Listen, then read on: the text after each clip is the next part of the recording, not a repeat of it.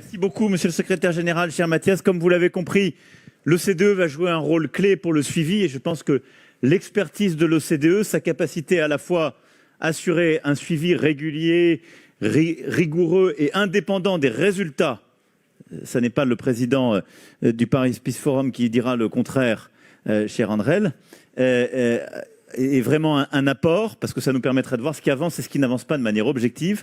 Mais surtout, c'est aussi une plateforme qui permet de construire des accords très larges.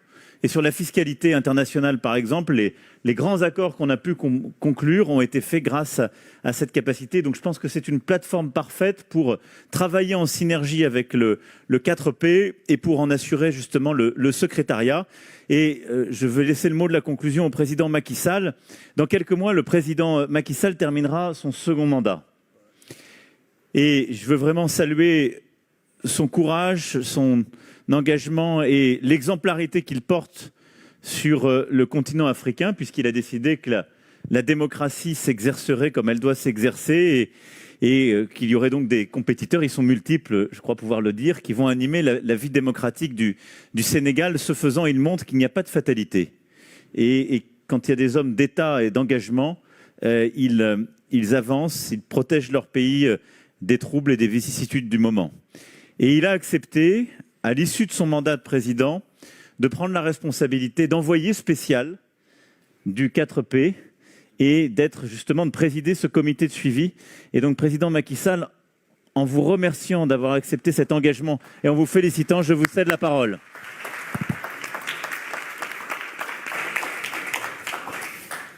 Merci beaucoup, cher Emmanuel. Chers collègues, mesdames et messieurs à vos rangs respectifs, je voudrais d'abord saluer le leadership incontestable du président Emmanuel Macron et son volontarisme sur des sujets majeurs qui marquent aujourd'hui les préoccupations de la planète. Ces sujets ont pour nom la paix, le climat, le développement, l'inclusion financière. Et vous jouez un rôle essentiel. Je voudrais vraiment marquer ce point, parce que souvent aussi on passe très vite sur les réussites, parce qu'on ne veut pas le dire. Je tiens à le dire ici très solennellement. Je voudrais également saluer les interventions pertinentes que nous avons écoutées ce matin, les panélistes pour les échanges intéressants, les acquis depuis le sommet de Paris pour un nouveau pacte financier mondial et les perspectives en direction de la COP28. Saluer également notre jeune Libanaise pour son engagement, son optimisme et saluer tous les leaders qui ont pris la parole avec pertinence et qui disent tous la même chose. Il nous faut changer de paradigme, il nous faut aller de l'avant. S'agissant du suivi des conclusions du sommet, je crois que si nous voulons sortir des chantiers battus, il nous faudra être à la fois volontariste, comme vous l'êtes, volontariste et réformateur pour changer de paradigme. C'est par volontarisme que le G20 a pu admettre l'Union africaine en son sein. Et je dois également féliciter les deux leaders, les premiers qui ont soutenu cette position lorsque je l'ai posée en Allemagne, lors de la réunion du G7, c'était toi, Emmanuel, et Charles Michel. Ensuite, tous les leaders du G20 ont soutenu cette initiative qui a pu être actée au bout de 13 mois. 13 mois entre la demande et l'adhésion.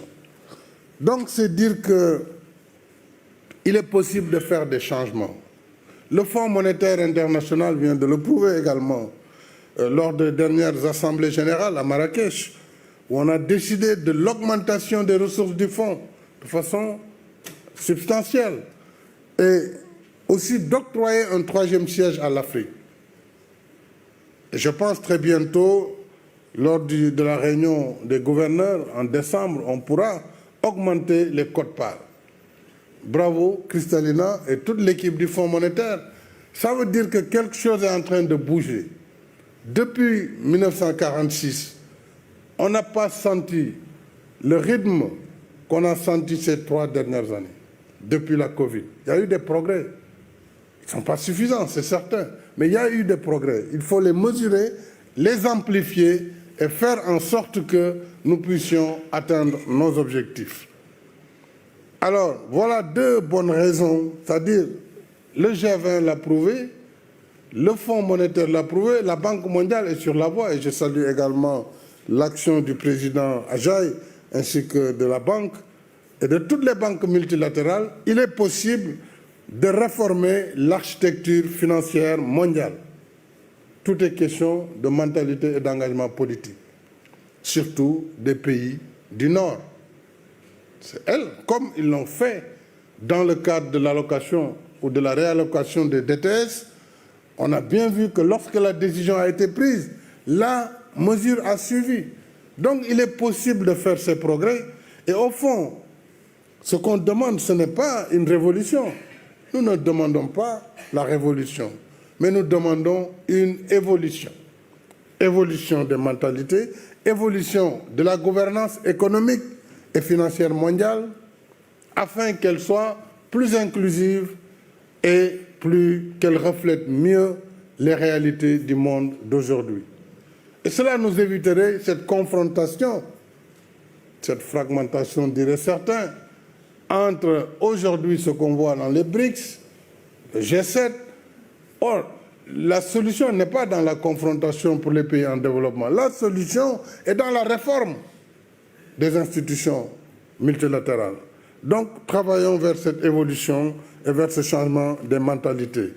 Changer les mentalités et les paradigmes, c'est l'objectif du sommet de Paris, et tu l'as rappelé, Emmanuel, qui était de baliser la voie pour la réforme du système financier international, mais également l'amélioration de la protection de la planète et la mobilisation de ressources en faveur des pays les moins nantis par des financements à faible coût.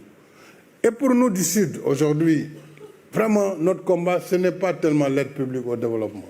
Certes, il faut encore faire des efforts, mais là, le besoin est tellement important qu'on ne peut pas résoudre nos problèmes avec l'aide publique au développement. Pour nous, il faut réfléchir ensemble sur des mécanismes de mobilisation de plus de ressources à des conditions plus adoucies. Mia Modley l'a dit, il nous faut emprunter sur de plus grandes durées, il nous faut rembourser sur des délais plus longs, il nous faut des taux d'intérêt plus bas. C'est tout ce que nous demandons. Et c'est la raison pour laquelle nous pensons que l'un des leviers sera de modifier les règles de l'OCDE sur le crédit export, en plus de toutes les techniques que nous pourrons mettre ensemble sur le blending finance entre les crédits concessionnels, l'argent du secteur privé, mais aussi les crédits export si on allonge les durées de remboursement. Et si on revoit les critères sur les primes d'assurance, parce que toute la question de la cherté du crédit, c'est l'assurance, risque. Une assurance fondée sur une perception qui n'est pas toujours exacte, puisque tous les pays africains ici présents, tous les pays du tiers-monde payent leurs dettes, quelles que soient par ailleurs leurs difficultés. Il peut y avoir qu'il y ait un petit retard, mais ils payent leurs dettes. Donc le risque, il faut le relativiser. Il faut le relativiser, et c'est là, je crois, une des clés pour pouvoir mobiliser davantage de ressources et aider les pays en développement à davantage accélérer leur processus de développement.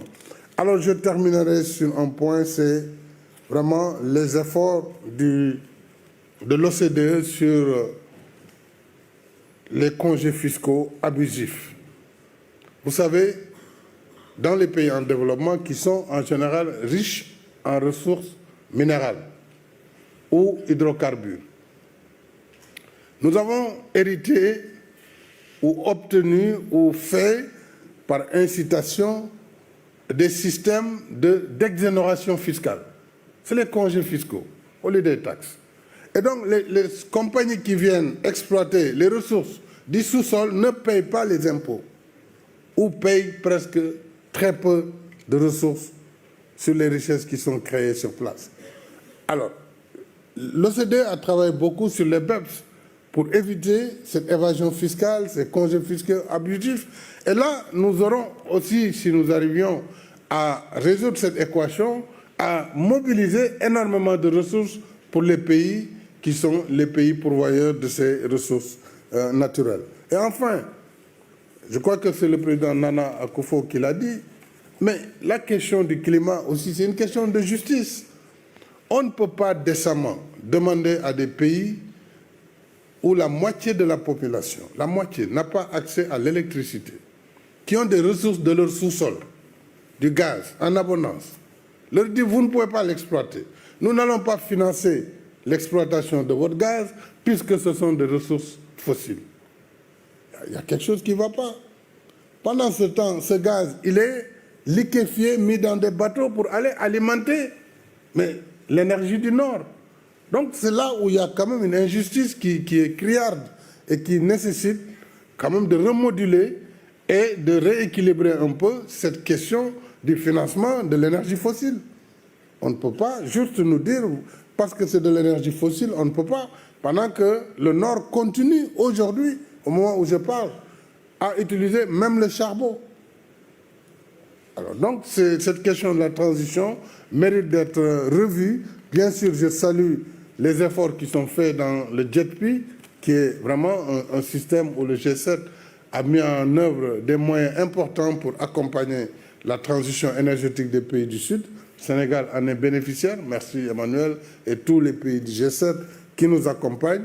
Mais moi, je parle au nom de toute l'Afrique et de tous les pays en développement qui souffrent du manque de ressources, qui ont parfois des ressources naturelles, qui doivent rattraper leur retard, qui doivent aussi participer à la sauvegarde de la planète. Et donc, ensemble, trouvons les moyens pour vraiment sauver notre planète et être plus inclusif. Et pour terminer, je voudrais vraiment, Monsieur le Président, vous dire merci, ainsi que tous ceux qui ont bien voulu me donner cette charge d'envoyé spécial pour le suivi du pacte de Paris pour les peuples et la planète. J'accepte avec honneur et humilité cette charge et croyez-moi, je ferai de mon mieux pour apporter ma contribution dans ce combat que nous avons en commun. Je vous remercie.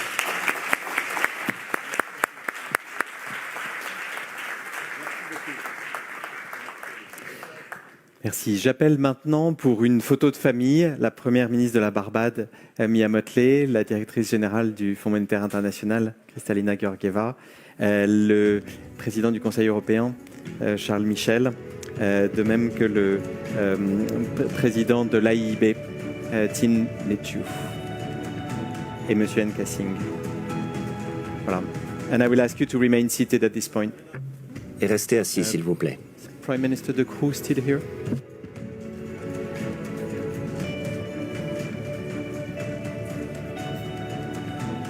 No.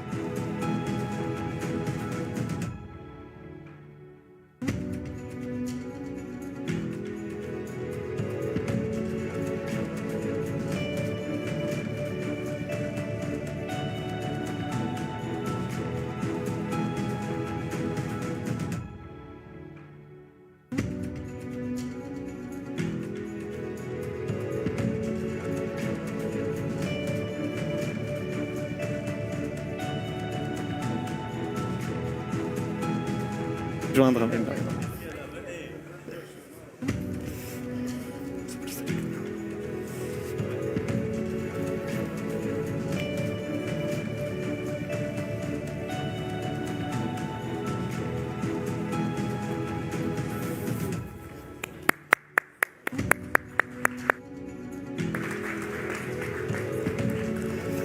Merci beaucoup, Président.